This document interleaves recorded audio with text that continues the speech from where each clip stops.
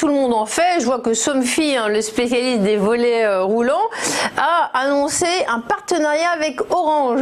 Avec cette télécommande, si on veut changer de chaîne, de fréquence, de station, eh bien on pourra avec la même télécommande piloter ces stores roulants. Alors attention, il ne faut pas se tromper. Si on regarde toute la soirée les stores roulants, ça va pas être super marrant.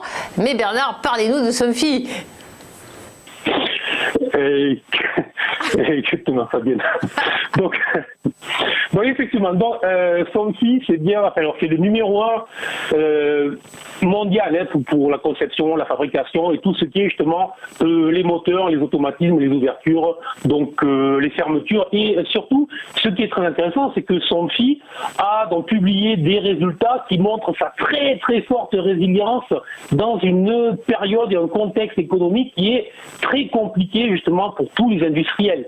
Donc ça, c'est remarquable. Donc il faut le noter. Lorsqu'on s'intéresse aux entreprises, il ne faut pas juste regarder les graphiques, il faut vraiment étudier, regarder quel est leur modèle économique. Et ensuite, revenons aux graphiques. Depuis le mois de juillet, en fait, on a une valeur qui est inscrite dans un très fort mouvement à la hausse, puisqu'elle a gagné plus de 20%, alors que les indices sont plutôt en fait en baisse. Et pour ceux qui allaient bien, c'est plutôt en fait range. Donc ça stagne. Donc c'est une valeur qui fait beaucoup mieux que le marché. C'est vraiment, lorsqu'on est un investisseur, on doit regarder les valeurs qui font mieux que le marché, notamment lorsque le marché, lui, stagne ou lorsque le marché est en repli. Donc là, on a vraiment ce type de valeur.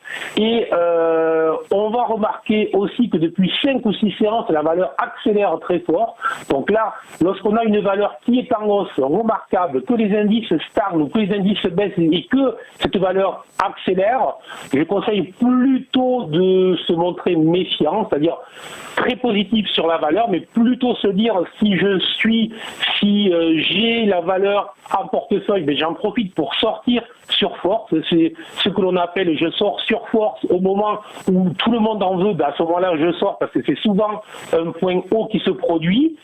Et à l'inverse, je ne l'ai pas encore en portefeuille. J'ai raté l'entrée en juillet. Donc désormais, je surveille des niveaux vers les 110, 108 euros éventuellement pour revenir, pour engager sur cette valeur. Donc tout simplement, aujourd'hui, la valeur évolue autour des 120 euros. Je vais attendre un repli vers les 108, 110 euros et je pense que l'on pourra rentrer sur une valeur qui vient de démontrer qu'elle était capable de faire beaucoup mieux que le marché et surtout de résister dans un contexte économique très difficile.